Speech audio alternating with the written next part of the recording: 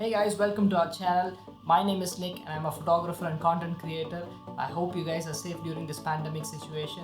I know that many of you guys are stuck at home or working from home, and many of you guys are stuck without being able to produce good content without much equipment at home. So I thought we could make this YouTube series called Shot at Home, where I'll be teaching you how to shoot good video without any fancy equipment. So I'm going to give you 5 important tips on shooting good videos and getting started in your video game.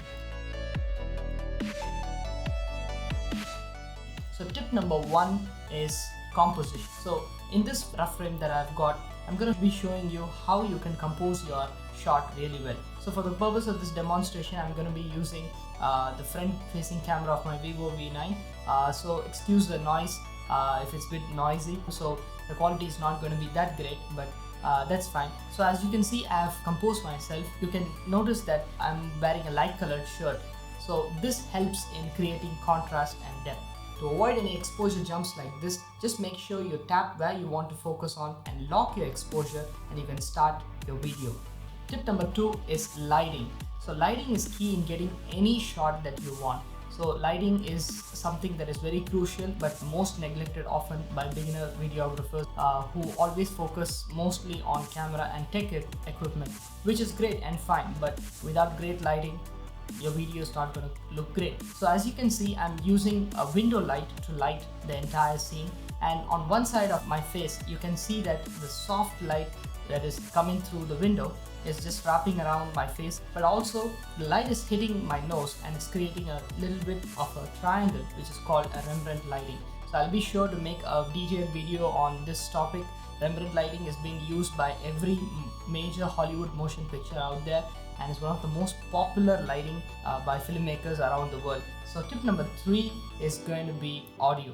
Most important part of the video making process is audio, and most neglected too. So for the purpose of this demonstration, I'm just using a Shure MVL lavalier microphone. You can use any microphone out there. You don't need to really invest in a very expensive lavalier microphone. When I got the Shure MVL microphone, I think it was about 3,000 rupees or 4,000 rupees, which is approximately like 20 or 30 US dollars.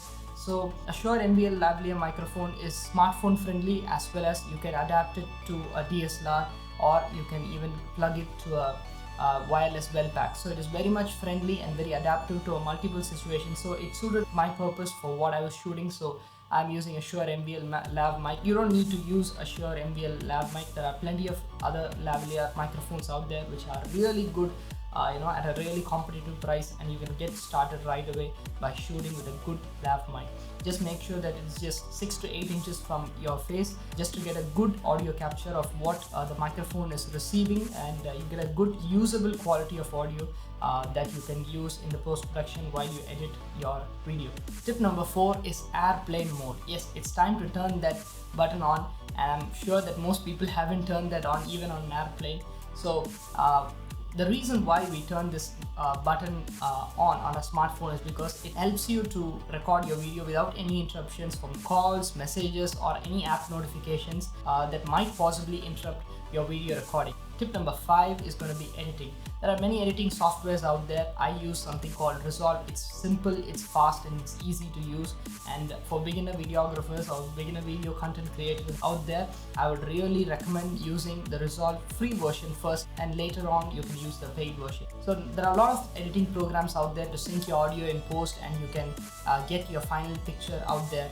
Many people use Final Cut Pro, many people use Premiere Pro. I've used all of them. So just pick this editing software that you like the most, not what I am saying, and you can use the trial version first, see what works best for you, and then you can switch on to the paid version.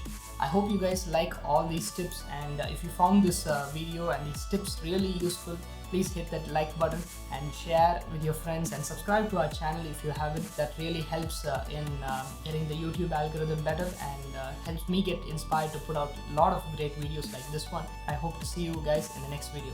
Stay tuned. Cheers.